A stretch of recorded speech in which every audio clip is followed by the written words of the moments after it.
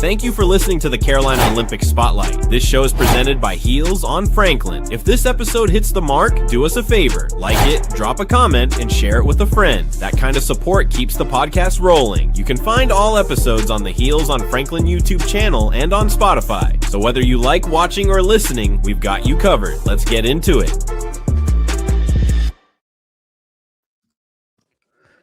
What's going on, everybody? Welcome back to another episode of Carolina Olympic Spotlight. It's your boy Troy, joined by my guy Jeff. I got a new face on the podcast on this episode, being myself. Chris couldn't make it with us today, so I'm in I've been called up from the minors. I'm up on the big show. I'm up in the big show now with Jeff taking the mound. So Jeff, good to be here with you, buddy. I'm gonna pass it to you. Let the folks know how you're doing this afternoon. A little bit different showtime being that it's lunch. So we hope everybody's having a great Friday and sitting down with us. Thank you all for joining in. And I'm excited to be here, bro. Heels, Carolina Olympic spot. I almost said Heels on the Hardwood. If you missed us last night, Jaden and I went live with another episode of Heels on the Hardwood, talking Carolina basketball. You can find that episode on YouTube. And while you're there, and if you're joined in with us wherever you're at, whether it be Twitter, YouTube, wherever it may be today, we appreciate you being here. But give us a follow. Share this out with all your Carolina friends. I'm sure they're on their lunch break too, looking for some Carolina content to enjoy on this Friday. But we appreciate it, and subscribe to the YouTube channel if you're watching us over on YouTube as well. This episode will be added to Spotify in the coming days. Be sure to give us a like, a rate, a follow over on Spotify as well as we continue to grow that platform. But I'm gonna quit talking. I'm gonna shut up. Jeff, how you doing, brother? Man, I'm doing great. It is a little different though. Yeah, the Friday lunchtime, it's a little different, but that's all right. I like it. We're here. Ain't no better time to talk about some Carolina Olympic sports than a Friday at lunch. There's not a bad time to talk about them, and it's there's a lot going on now. And I mean, if you followed recently the NCAA ACC tournament stuff is really kicking off for pretty much everything. So it's in full swing, man. You want to jump right into it? Yes, sir. We'll do that. Women's lacrosse. We'll go ahead and kick the show off. Women's lacrosse, number one ranked in the IWLCA coaches poll, same as last week. 16-1, 10-0 in the ACC. Jeff, you've got some great notes here, bro. Number 2 overall seed in the NCAA tournament. I'm gonna kick it to you, man. I'll share my little brief thoughts on this whole platform, man. It's this Carolina Olympic spotlight was something that Chris, had going in his mind for a while, and me and him had talked, and I said, dude, what better person than to do this with than Jeff Blackwood? That guy's got a knowledge for all things Carolina sports. And we've long time said, man, and I actually said it last night as we were kicking off and rounding out Heels on the Hardwood, that Carolina's athletic department, man, is very, very rich. It's nationally known. I mean, all of our programs across the board are very competitive in their respective sports. I mean, we had a fencing national champion this year. I mean, it's our athletic department at Carolina is very, very rich, and this Carolina Olympic spotlight is to highlight those programs that may not get as much national love as some of the rest. Yes, sir. I do have a new setup today.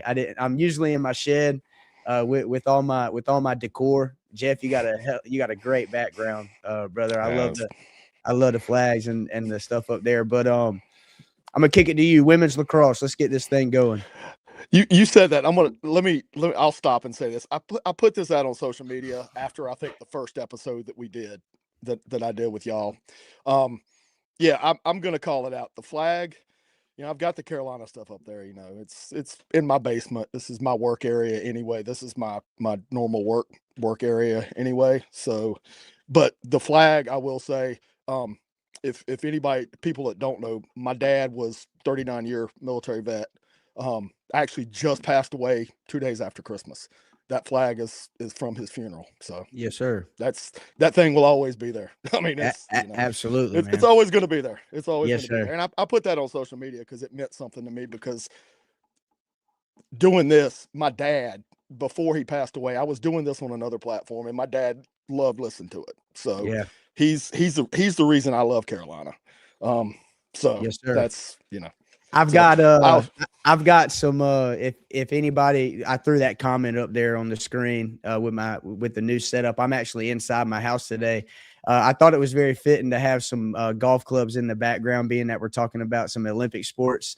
So I threw that up there, but I'm with you, Jeff. If you notice in my background too, man, I've got just different stuff that means something to me. I've got a hat, a Carolina hat that my cousin who passed away, he always wore that. He was a big Carolina fan, man. So I'm like you, brother. I try to incorporate some stuff that means something to me in my background as well. So that's a great tribute to your dad. Your dad and my dad are just alike. My dad listens to our shows with the Tar Pit podcast. Heels on the Hardwood. He's at work today, so he probably won't catch this Carolina Olympic spotlight, man. But that's an awesome tribute to your dad. I really, really respect that and appreciate his service to this great country.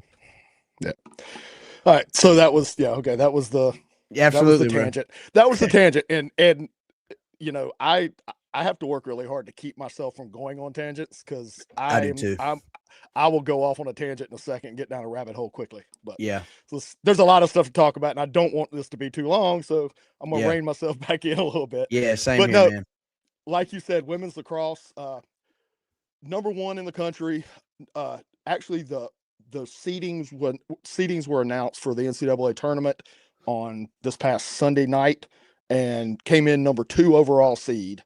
The number 1 overall seed is Northwestern, who is the one team we've lost to this year and is who we beat for the national championship last year. So little bit of a rivalry there with them and us as far as all that stuff goes. Just some quick nuggets. 21st straight season we've made the NCAA tournament women's lacrosse 27 times in 31 years of the program's history.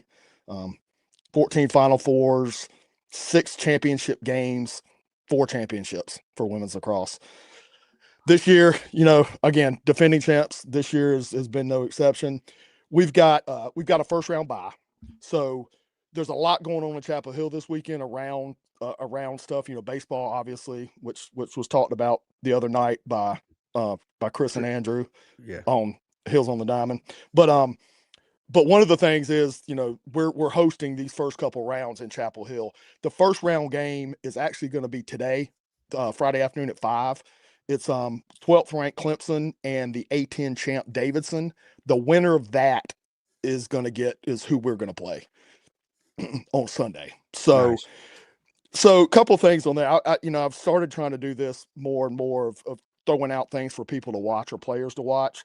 So there's a couple names that I'll throw out there for Clemson and for Davidson, depending on who we get. We've seen Clemson before this year, obviously being in the ACC. We beat them 12-9 earlier in the season. And Clemson actually has played Davidson already this year and beat them 21-5 at Clemson. So maybe Davidson's on a revenge tour. I don't know. Yeah. But no, Clemson's got a strong squad. Like I said, they're 12th ranked in the country. And they've got three first-team All-ACC performers. They've got their defender, Tegan Scott, their attacker, Natalie Shurtleff, and attacker, Alexa Spallina. And Spallina, the name might sound familiar from last week. Her brother, actually all 3 of her brothers play at Syracuse. And her brother, Joey, is ACC Offensive Player of the Year for men's lacrosse. He's a beast. Heck of a athletic family. That's a family right there for you. Yes, and sir. both their parents played sports too, and I cannot remember which ones, honestly. But I was doing some research on that, and both their parents actually played sports too. So there's some athletic bloodlines in that family, big time. Nice. But Davidson has got Davidson's got a few folks to watch out for too, depending if we see them. They've got a midfielder attacker, Allie Hartnett, attacker Jenna Skiba, and their midfielder, Lydia Canavan, are some folks to watch out for there. Like I said, we've seen Clemson. We beat them. Clemson has seen Davidson. They beat them. So we'll see what happens on Sunday. We'll see what happens on Sunday for that one. It's going to be Sunday at Dorrance Field for that. I was going to ask you, is that a home game? Yeah, we're hosting. Yeah. Nice. Yeah, we're hosting that. So Clemson Davidson's at Dorrance today. Yeah. And then it'll be at Dorrance on Sunday. there were some things that came out this week. If you hear, I like if there's ACC Player of the Years or awards and All-American awards that come out, I like to throw those in there to give the folks the recognition.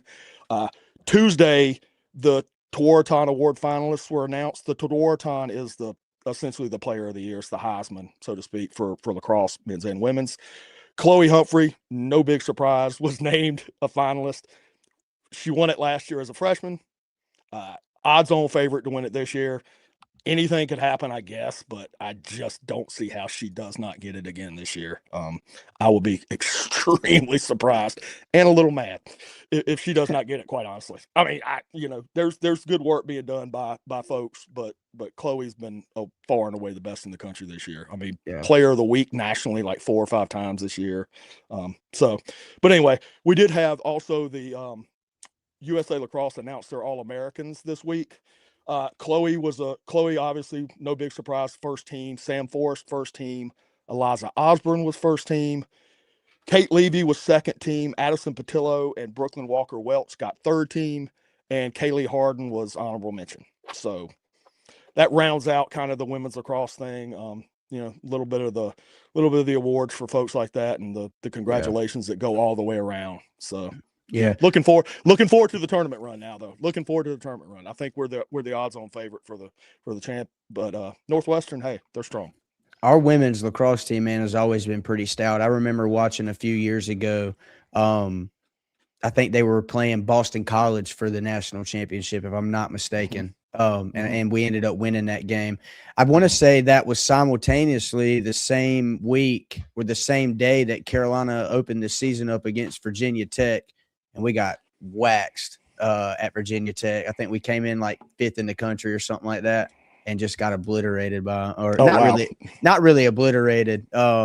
I want to say that was the same day. I could be wrong on that, but I remember being at the beach in Ocean Isle when watching that, because I purposely stayed home to watch Carolina beat Boston College in the women's lacrosse national championship. And I want to say the very next game may have been football. I don't know. My mind goes off a little bit. So, well, next on the docket, we've got men's lacrosse. This is a program that I've sort of paid attention to myself this season. Obviously a national ranked team pretty much all year long, if I'm not mistaken. Number 4 ranked in the USILA coaches poll, up 1 spot from last week, 12-4, 2-2. Number 2 seed in the ACC tournament. I did see where we lost to Virginia in the ACC championship game. I know you've got that here in your notes. That kind of stung a little bit, but I think Virginia's got a pretty solid team this year as well. And men's lacrosse, man, as a whole, the ACC has always been pretty stout. I think, in my opinion, in that sport. So I'm gonna pass the reins to you again, brother. What you got for men's lacrosse? Yeah, like you said, the ACC tournament was finishing up this past weekend. We were the 2 seed in that, and we talked a little bit about that last week coming to the tournament in the preview of Syracuse. Like I talked about, Joey Spallina for Syracuse, strong, but we actually trailed that 6-4 at half against Syracuse in the semis. Yeah. Came out on top 12-10 when we kind of got things together. Owen Duffy game high 7 points, consisting of 1 goal and a career high 6 assists for him. Owen is one of those folks that's you hear he's a junior. His name's been mentioned since he stepped on campus as one of the stronger players in the country. Kind of skipping ahead a little bit since I mentioned his name. Along with women's lacrosse and the Tewaaraton Award finalists coming out, they came out for men as well on Tuesday, and Owen Duffy is a finalist for that award. So, nice. And I tried to go and look and see what folks were thinking across the media and some of the fans and were thinking about it, and there seems to be a decent number of people that think he might take it home. So, can we double up men's and women's? I'm sure it's been done before. I did not research it. I don't even want to guess. With lacrosse, maybe it has been done before, but I would love to do it. But anyway, so did get a hat trick in that game from Brevin Wilson, sophomore. Brevin has been making a little bit of noise lately. It's a name that I haven't mentioned really before, but he's always somebody to watch for Carolina. and it gave us our first ACC tournament finals appearance since 2017, which is really a crazy stat. I did not realize that it had been that long. But then we roll into Sunday. And admittedly, I'm keeping up with it on my phone, on Stat Broadcast, and on the app, because I'm at my daughter's last club volleyball tournament of the year in Spartanburg, South Carolina. So I'm trying to keep up with it on my phone.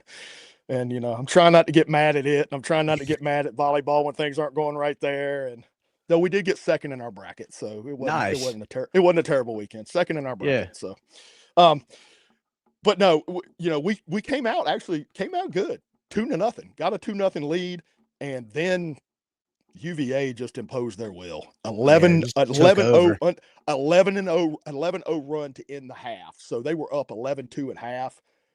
And we really just couldn't ever really get anything going. I mean, it's, they just hit us. They just hit us hard.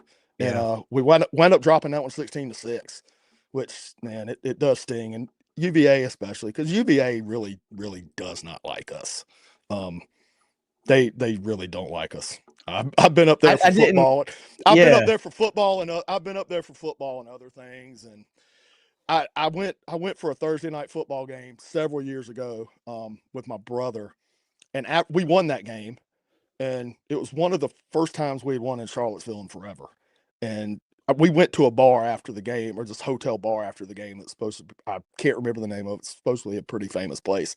We sat beside this girl who sat there for an hour and told me how her dad brought her up to hate Carolina. I mean, not even talking about hating Virginia Tech. You're talking about hating Carolina. So a true ABC family, anybody but Carolina. I didn't realize how much disdain there was for Carolina. I don't mean you bring up Virginia. I know with football, it's the South's oldest rivalry. So that's been a long-standing rivalry. I didn't realize how many people hated Carolina in the Wake Forest fan base. It's like out of all fan bases that hate us, I would never think that Wake Forest would be one of those ones. That's a sneaky, quiet one, too. You're right. You were really right about that. That's a sneaky, quiet fan base that really just does not like us either. And I guess it's just the North Carolina thing because we overshadow them. But anyway, again, like I said, I digress because I went off on another tangent. Yeah, but no, that's right. So we lose that one. We did get 2 goals from James Matton. And we had 4 other Tar Heels that got a goal each there. Obviously, quick math gives you the 6. But the thing that was noteworthy from that one is Owen Duffy left that with a leg injury. He has some hamstring injury issues, and I have scoured things this week trying to find out about him and about his injury, and I can't see that it's been mentioned that it's still a problem. So I would think it would have already come out. I would think it would have come out if he was out, but it hasn't. It's just something I bring it up because it's something if you watch the game, you saw the injury, you saw him come out, you saw him not return. It's something to keep an eye on. Yeah. Especially someone for sure. Especially someone, like Owen Duffy, obviously a very key part of this team. Anytime you lose one of your perennial players, man, that's a blow. But we'll have to keep an eye on him. Hopefully he can suit up and get going. So talk about the NCAA tournament draw that we got. I'll pass it back to you. Yeah. We came out again Sunday night. The stuff came out. We got the number 3 overall seed in the tournament. Just some tidbit facts. 35th appearance in the tournament. We've been to 14 Final Fours, 5 national championships there. So again, we talked about it, and Chris says it every week, and you started kind of alluding to it at the beginning. But Carolina, we love to refer to ourselves as the University National Champions, and that was built largely on the backs of the student athletes in the Olympic sports. Yep. That it really is. If you look at all the numbers, I can't disagree with you there, man. And I've always, and I didn't mean to cut you off with this, but Dean Smith always had a famous quote many, many years ago. Carolina is a women's soccer school. We just have a really good basketball program. So it's definitely, like I said, man, I've said it. And Chris and I had talked about this Carolina Olympic spotlight months before, this thing kicked off. And we felt it was good. It was a good platform to highlight these programs that are so competitive in their respective sports. Man, the athletic department, like I said to kick off the show, is very, very rich at Carolina, man. And I mean, we've just talked about two teams that have gotten top 4 seed in their national tournament brackets. So I mean, and we've got some more to go to. Women's tennis next, men's tennis, women's golf, men's golf. It's a very, very rich and strong athletic department. Jeff, I'll kick it back to you, buddy. Yeah. So in our draw, we drew first round game. We drew the American East champ Albany. So they're 11-5 overall, 6-0 in the America East. Like I said, in their America East division or conference champs. That's going to be Saturday at noon, again, Dorrance Field. So hosting the first 2 rounds of men's and women's lacrosse both. Something typically, it's not unusual. When you look at the program history, we're oftentimes hosting those anyway. So same weekends and things like that. Makes for busy time on campus. Baseball's going on, graduation's going on Saturday night. Parking's going to be a nightmare. I'm already dreading parking for baseball. Trying to see what the weather's supposed to be like this week in Chapel Hill. I would like to if I could do it, I'm going to catch some of the game, ideally the men's lacrosse game in Dorrance before I head over to baseball. Before I head over to baseball on Saturday. So I'm going to see how that plans out. I'll have my daughter with me, so it'll kind of depend on all that. But no, first round, like I said, got them, and they actually, players to watch, the America East awards, like the tournament awards and the Player of the Year award, Coach of the Year awards were heavily stacked with Albany players. So the names you're going to hear most likely, the America East tournament MVP or the MOP, Ryan Doherty. The America East Offensive Player of the Year is attacker Silas Richmond. The American East Defensive Player of the Year is also on Albany. That's Max Neeson, and their coach Scott Marr is the Coach of the Year. So it's a strong squad. It is a strong squad. Those Northeast schools, man, and those Northeast schools in men's lacrosse are just.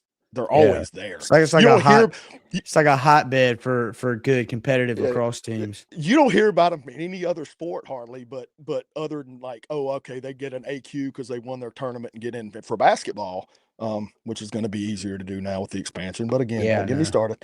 But anyway, so those are the names to watch for Albany. So I look for it to be a good one. I think that's going to be a really good one, especially depending if Owen Duffy's limited or out. Now we've got other guys, obviously, and I'll kind of highlight that now, segue myself into it. Just like with the women's lacrosse yesterday, the USA Lacrosse All-Americans for men lacrosse came out, and we had 6 on there. Brady Wambach was first team, Owen Duffy second team, Ty English was second team, Dom Petramala was honorable mention. Mason Suchek was honorable mention, and Peter Tobin was honorable mention. So we've got some names up in there too. Brady's a name we've talked about a lot. I will go ahead and say that Chris and I talked about this last week when Brady's name came up, and I swear I had researched it, and I told him bad information. So I wanted to correct it on air for the record. He actually is related to soccer star Abby Wambach. He is Abby's nephew. I thought I had researched that the other year. And I did not find that he was related because he's a junior at Carolina now. But he actually is. He's Abby's nephew. So nice. So Chris, there you go. There you go. And I have if I say something incorrect, I'm gonna more often than not the next week I'm going to correct myself because I don't like I want to set the record straight. So yeah, that's right. We're all human, man. It's it's one of those things that we continue to get better as we do it. So Jeff, I want to ask you a quick question, man, and kind of pick your brain a little bit before we transition into women's tennis next up on the list here. Obviously, with women's lacrosse and men's lacrosse starting their NCAA tournament runs here soon, how do you feel both teams? How do you feel like both teams, in your opinion, are playing leading up? Obviously, we talk about the women's lacrosse, their dominant record, and then men's lacrosse, they've been a nationally ranked team all season. But in terms of playing on the field, how do you feel like both teams are playing going into the NCAA tournament? Obviously the women, I think, are at the top of their game. I'm gonna be honest with you. The defense, some of the defensive lapses we've seen with men's lacrosse, especially highlighted and really brought to light in the Virginia game, give me calls to pause on that for sure. Yeah, trying to get that saying right in my head. They make me stop, and it stops. It gives me a little bit. Okay, well, we certainly have the capability. This is one of the strongest, if not the strongest, men's lacrosse team we've had in a little while, I think. And I said before the season started, before the spring sports started, I thought they would be a contender for the title, and I still think they will. Obviously, they're in the tournament. They're 3 seed. They've been ranked in the top 5 pretty much all year, even peaked at number 1 at one point. But the defense is something that I think we got to watch. You got to watch the defense. They've had some lapses.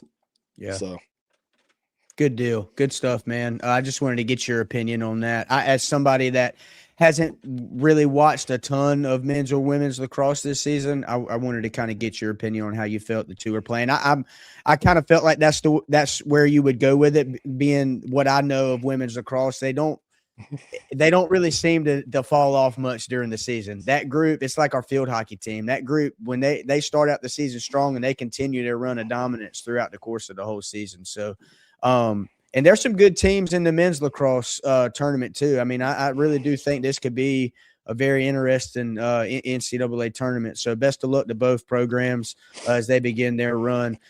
Jeff, I'm going to pass it to you again, man. Give us some insight on women's tennis. Number 5 ranked in the latest ITA rankings, 26-3, 11-1. I didn't realize we had such a social media star on our women's tennis team and Miss Anna Frey until Chris pointed it out to me. And then I started, seeing her name come up in her videos and just her, dominance and the run that she's on with her game, man. It's a very good program. I'm gonna kick it to you and for your insight. Yeah, Anna came in. Anna was known. Anna was already well known when she came in because of her social media presence. But she's a good player. She gets a lot. She gets spotlight because of that presence in social media. But she's solid. You can't take anything away from her game. No, she's been a good She's a good player. She's won a tournament or two on the tour while she's been at Carolina as well. And then once she actually got into the rotation and started playing some singles and some doubles, she found herself up in the singles rankings at one point this season. So she's been there. Women's tennis the last few years, really, and I've talked about it before, but it really has been strong. And we've been lucky because we've just had top players come through the program. And no different this year with Reese Brantmeyer anchoring the squad. Talked about it last week. Reese is now a 2-time ACC Player of the Year. Just won the award last week or week before last. Again, she won the singles championship. The singles and the doubles for NCAA play in the fall, and they're permanently. I think it was temporary, but they did announce the other week or so that the NCAA singles and doubles tournaments will officially be played in the fall for good now. So you get those in the fall, and I mean, Reese won a singles title, so she's the singles national champion. Now we get the team tournament that comes around now. Oh, sorry, I just got distracted. My daughter's high school was on lockdown because there was a phone gun threat at the middle school on their complex, but it's been lifted now. So sorry, I saw the note. I saw the text pop up on my computer. It caught my eye. But we've been lucky. Reese is just carrying on the legacy of the Jamie Loebs and the Fiona Crawleys and the Elizabeth Scotties of the world. Good stuff there. They are in the NCAA tournament now. They played last week. The regionals were last week. in Chapel Hill. We hosted those. We defeated Charleston Southern on Friday 4-0, and then took on South Carolina in the second round with the the super regional berth on the line, and took care of them 4-0 as well. So that's as clean as you can do it. It's as clean as you can do it. So you get 4 out of that, and then now we've got 12th ranked Michigan coming up for the super regional, and that's actually going to be today at 5 in Chapel Hill. Nice. So we've got NCAA lacrosse happening. We've got NCAA women's lacrosse.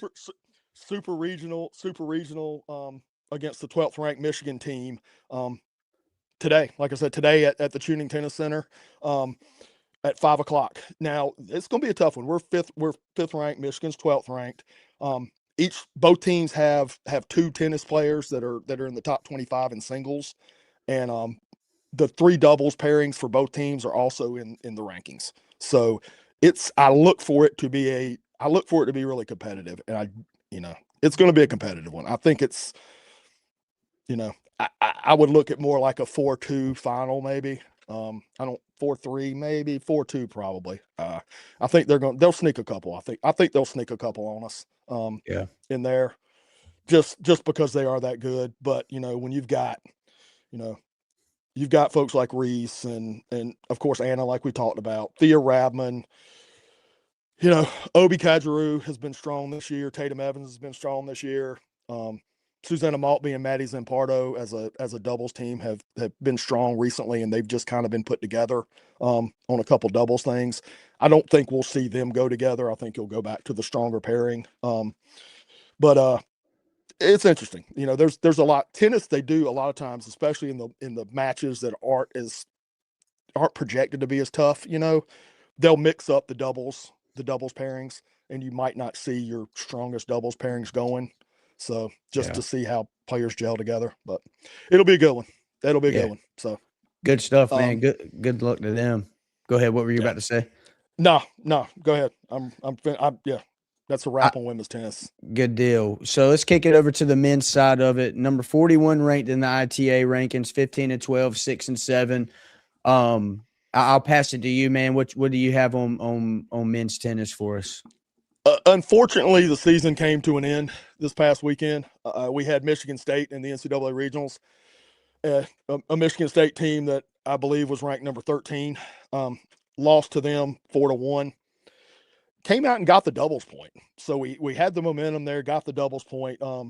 Niels Rachu, Chris Shue, and Ian Mayu and Logan Zapp both took care of their doubles matches, got that point, but then, Michigan State just, they just played better. And we lost that. Ended the season, unfortunately. I talked about it last week.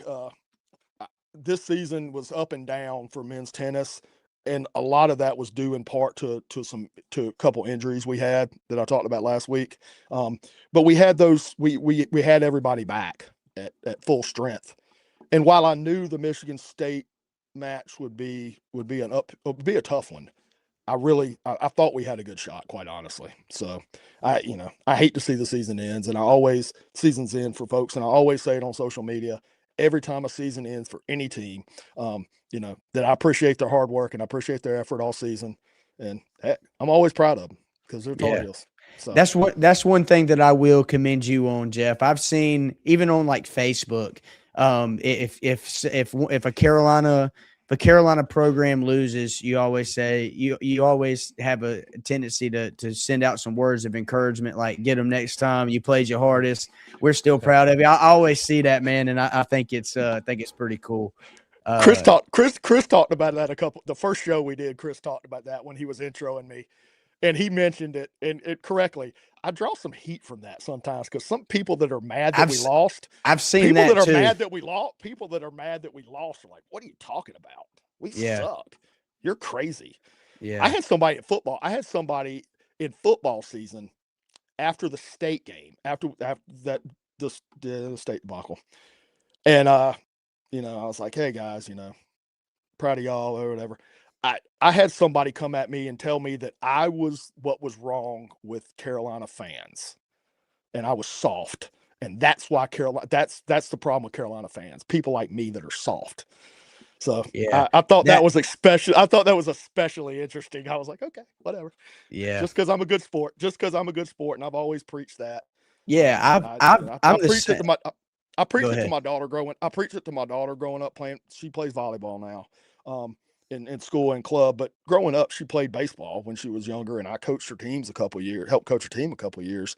And I mean, it's always something I preach is that sportsmanship. So Yeah, I've been on record going up to Duke fans after the Duke game last year in Chapel Hill and Keenan, shake your hand, heck of a game. You know what I mean? I went up to NC State fans after NC State came to Carolina, and when I've done it even in Carter Finley, hey, great game, man. You guys, you just got our number, so yeah.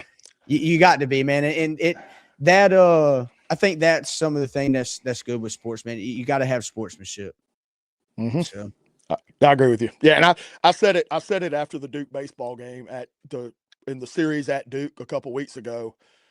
The what was it? The Friday game we lost, and yeah, and I was there, and I made a point. I said I put it on social media that I make a point to try to find an opposing fan after a loss and just say, hey, good game, congrats, yep, just to show them that, hey, there are some of us that are good sports, and that's just how I absolutely, roll. That's how I roll.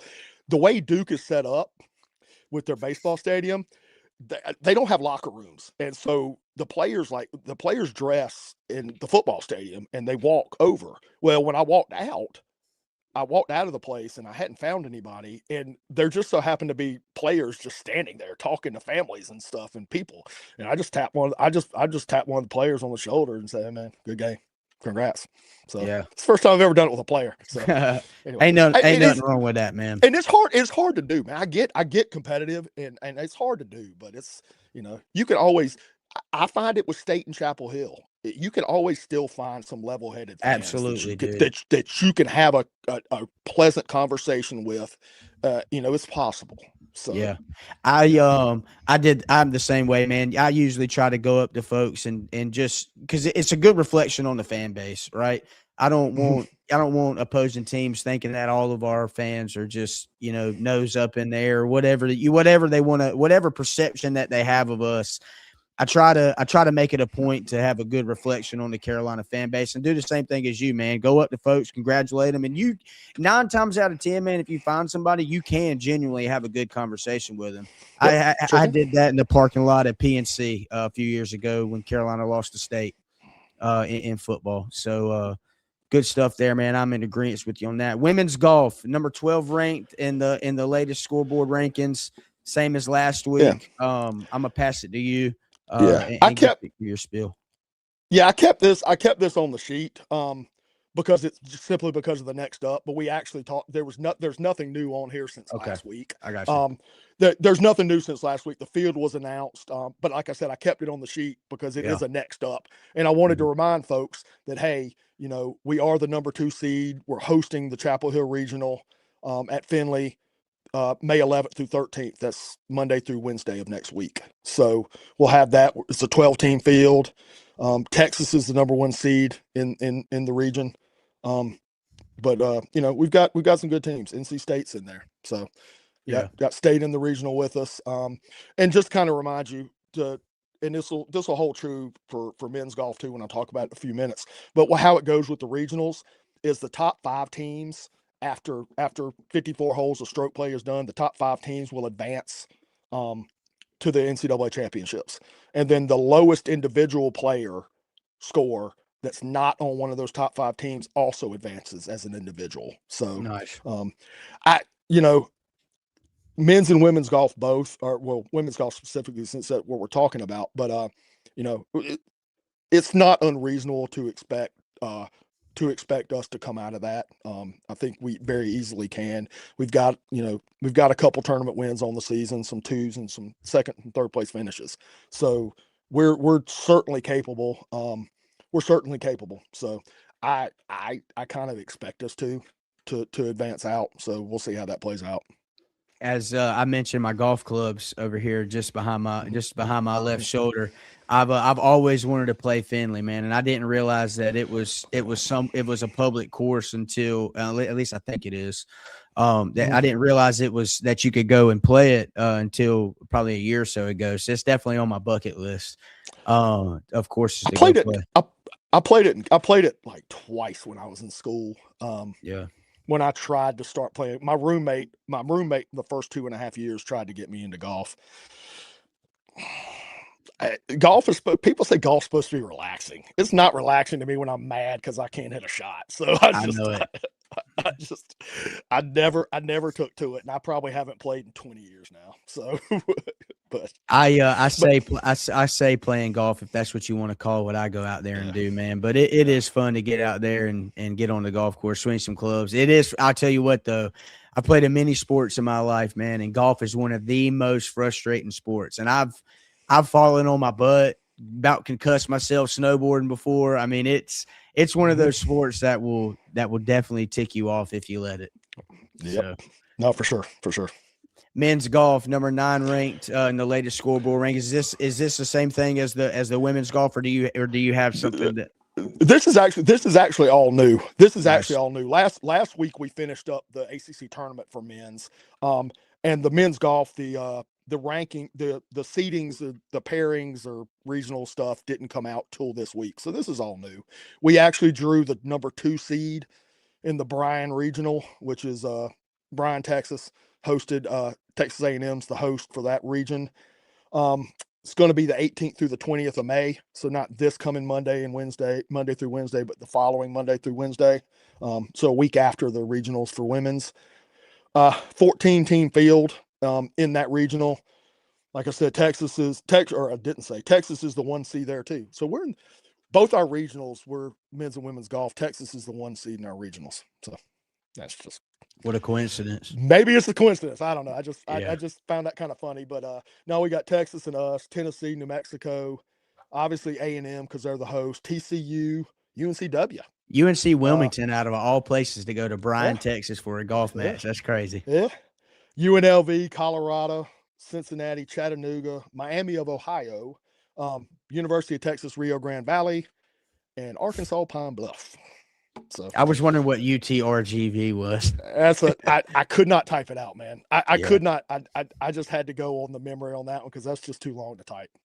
That's actually how it's listed on it. It's actually not even spelled out on the NCAA when the NCAA site that put all the information out when they came out. They didn't even spell it out. That's how they put it. Because it's a mouthful. If I was a student there, I wouldn't even say it either. I would just say I go to UTRGV. Yeah. So yeah. But like I said, it's and now it's set up the same way. So it's the top 5 teams after 54 holes of the stroke play. And the highest individual not on one of the teams will advance to the NCAA championship. What I didn't say, the NCAA championships going to be in Carlsbad, California for men and women.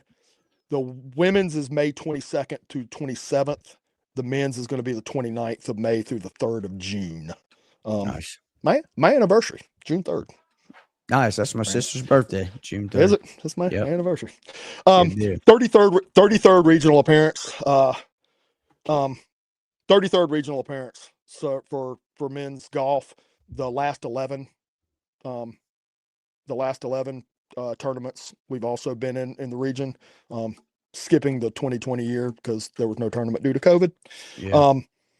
And 7 of the last 8 years we've advanced out of the regionals. So the team is strong again. The men's golf is the same way as the women's. They've got I think 3.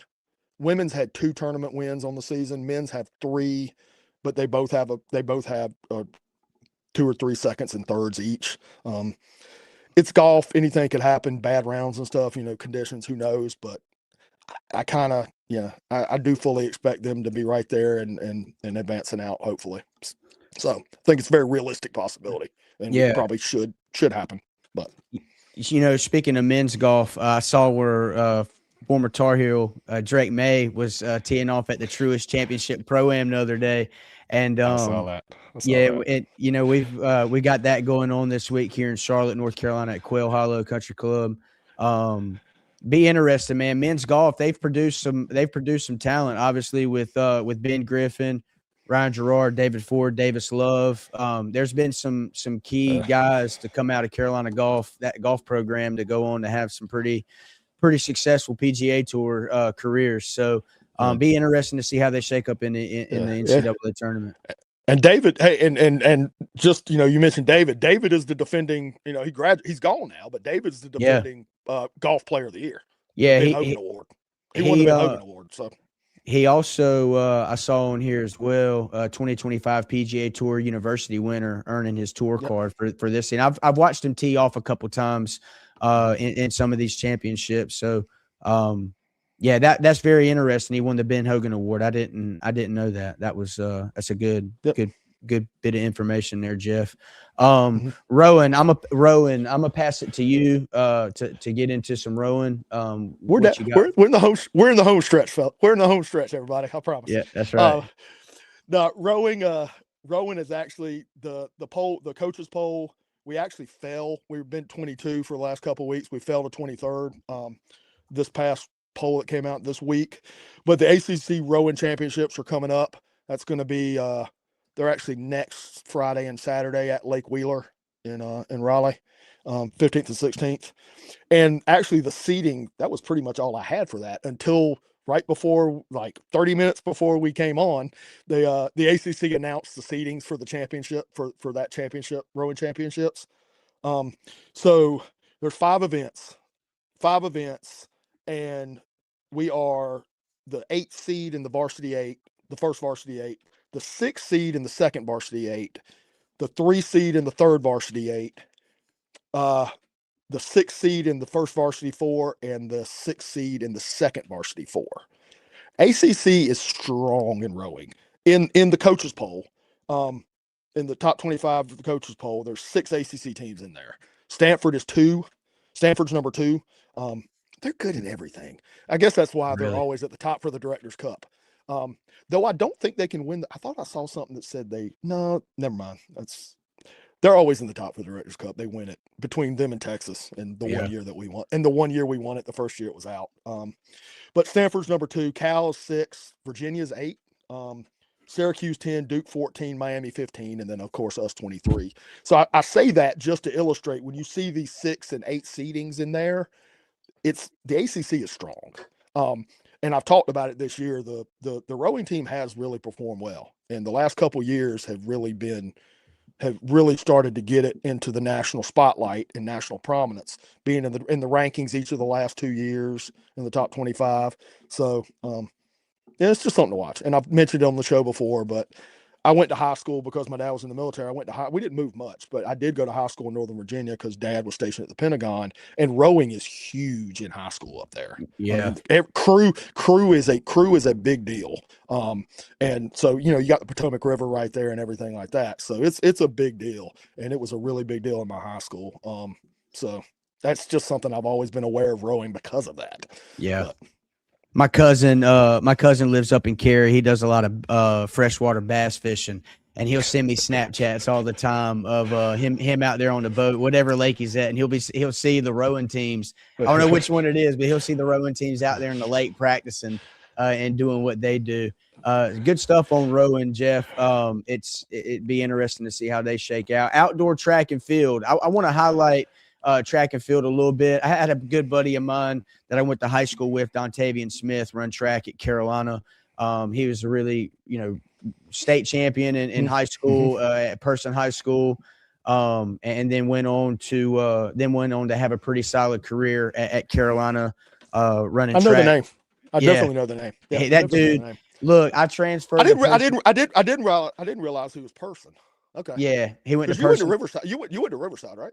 Yeah, so I went to Riverside my high school year. I transferred to Person like the last semester of my junior year for football, and was going to play my senior year.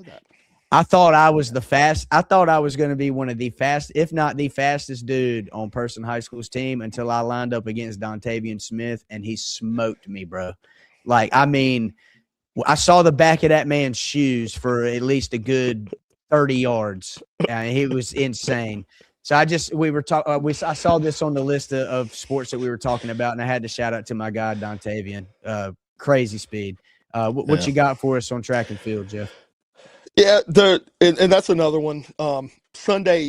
This past Sunday, they were at Duke for their last event of the year before the ACC Outdoors kick off. The ACC Outdoors are going to be in Louisville on the 14th through the 16th of May. That's Thursday through Saturday of this coming week. Yeah, not this weekend, but next weekend. So you'll see those there. But kind of we had a lot of really good finishes there, and I don't want to, for interest of time, I really don't want to come through all of them, but I mean, we had nine top 3 finishes in that event. 2 or 3 more top 5s added if you add top 5s to that list. The notable things, though, I wanted to mention, Spencer Young got first in women's javelin, and in doing so, her throw was the eighth all-time Carolina history as far as distance goes on that javelin throw. Tori Goodson was 3rd in the women's 100-meter hurdles. The noteworthy thing about that was Tori's time was 7th all-time in the women's 100-meter hurdle at Carolina. So we had 4 overall events where they got into the top 10 all-time in Carolina times. Women's 4x400 meter relay won their event, and in doing so had the 6th all-time time at Carolina. And then Vera Schoberg won women's 1500 meter, and her time was 3rd all-time time in Carolina history. So, we've seen that a lot this year. I think every event we participated in, there's been at least, without knowing the exact numbers, there's been at least 1 or 2 top 10 all-time times set by Carolina track and field athletes. So, they've been doing good work. I mean, I've talked about it before. Carolina recently really in track and field has been more of a distance program. We've really been known for the distance. I said distance U is really kind of what we've been recently. But, we're starting to see, the throwers, the field athletes, the last couple of years, men's and women both have had some really, really good bright spots. And we've had them again this year. We had them again this year. So it's a program to watch. There's a lot going. Track is one of those things. It's the season doesn't ever really end because you got cross country, which is, you got cross country runners that are on the track team. They typically do the distance stuff in indoor and outdoor, but you got cross country in the fall. And then it kicks off. They transition to the indoor stuff in the winter, and then kick right into outdoor in the spring. So and a lot of these folks are doing it all. And especially if you're a distance runner like Vera Schoberg, who I mentioned, she's been all 3 seasons because she's cross country as well. So it's a lot, man. There's a lot of respect for those athletes because that's a lot of work. Do they still run in Eddie Smith Fieldhouse? Yes, they do. Yeah, I remember for Carolina built. I would go to some Carolina football camps, and where their sign-in was at Eddie Smith, and then it led out to their outdoor practice facility. That was before they had the Bill Coleman practice facility complex. Right. Yeah, it's funny. They, just as a side note with that, my daughter went to Carolina volleyball camps this past summer, and they actually set up the camps in Eddie Smith Fieldhouse. They put down flooring. Nice. Like they put down the court flooring, tile court flooring, like you see in a lot of tournaments, just so they could have, because they're running, you can't run but a couple courts really if you do it in Carmichael, but they're running like 30 courts in there. So it was crazy to be in there because I went in there every day for her before and after camp. It's a really nice facility too, actually. So yeah, it was very interesting when I was in there checking in and signing in. That was before they had the practice facility that they have now for football with the full field. It was it was cool to see the old school AstroTurf that they had in there in the center of it. It was pretty neat. So good stuff on track and field, Jeff. You got anything else you want to add? Yeah. Well, for not for track and field. No, I think because like I said, the ACC outdoor championships are going to be next Thursday through Saturday up in Louisville, Kentucky. So yeah, good deal. We'll talk about those results after that. Good deal. Last one on the list, man, it would be fencing. I had mentioned that we had a national champion in fencing earlier in the show. I'll pass it to you to get your thoughts on fencing, and then we'll wrap this show up and let the folks get out of here. Get out of here. Yep. Now fencing, you know, I've talked about it before. Fencing season's over. You know, we've had everything, but but of note, the reason I wanted to put this on here is the U.S. Fencing Coaches Association this week announced their annual awards, and especially in the newcomer category, Carolina has some good representation. Yusef Shamil, you were talking about him, national champion. He's a freshman. Yeah. National champion, ACC champion, national champion. He also won a world championship a few weeks ago. So Yusef was the men's épée newcomer of the year, as well as the men's épée fencer of the year. So that's, you know, I wanted to bring that up. Yusef, I think Yusef threw out a first pitch at one of the baseball games earlier this season, which was really cool to see. To see them get that, to see fencing get that pub, you know, get that pub. Yeah. And then on the women's side, we also had another freshman, Dagny Johnson, got the women's saber newcomer of the year. So I've talked about it. Fencing is one of those things that's, you know, people don't pay a lot of attention to it, but it's another sport that Carolina has gotten pretty daggone good at. So, and future's bright. Two freshmen, both getting those awards. And like I said, Yusef, ACC national and world champ, all in the stretch of a month. 2 months. I was going to say 2 months, 2 months tops. That's a pretty, that's strong work. That's pretty good 2 month stretch there for that young man. Yeah. So man. good stuff, Jeff. All great insights on this episode of the Carolina Olympic Spotlight. You got any last second thoughts you want to add before we get off here? No, man. I just thank everybody. Thank everybody for listening. Thank everybody for the positive stuff I've heard. The first third episode now that I've done on this platform. So, you know, I just appreciate everybody out there that listens and subscribes and follows and comments, and just I love doing it, man. I want people to know why we are the University of National Champions. Well, I can wholeheartedly say, man, it's good to have you in the Heels on Franklin family. I love what you do and all of your knowledge of all Carolina, just Carolina sports in general, man. You've got a great knowledge of it all, and super glad to have you with us here at Heels on Franklin. Guys, we appreciate you joining us today. I know your lunch break's probably ending, so we'll let you get back to finish your work day here on a Friday. But we appreciate you taking some time out of your day to join us for another episode of this Carolina Olympic Spotlight. Like I mentioned to kick off the show, if you're new here, you've been a faithful follower of Heels on Franklin from the beginning. We appreciate your time. If you could give us a follow, and be sure to subscribe to the YouTube channel. That would help us out a lot.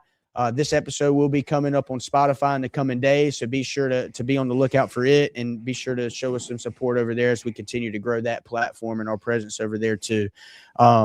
It's been a great show. Jeff, I appreciate you again, brother. And as we always do, we're going to end this thing out with a Go Heels. So until next time, go Heels. Go Heels. Thank you for listening to the Carolina Olympic Spotlight presented by Heels on Franklin. If this episode hit the mark, do us a favor, like it, drop a comment, and share it with a friend. That kind of support keeps the podcast rolling. You can find all episodes on the Heels on Franklin YouTube channel and on Spotify. So whether you like watching or listening, we've got you covered. We will see you next time.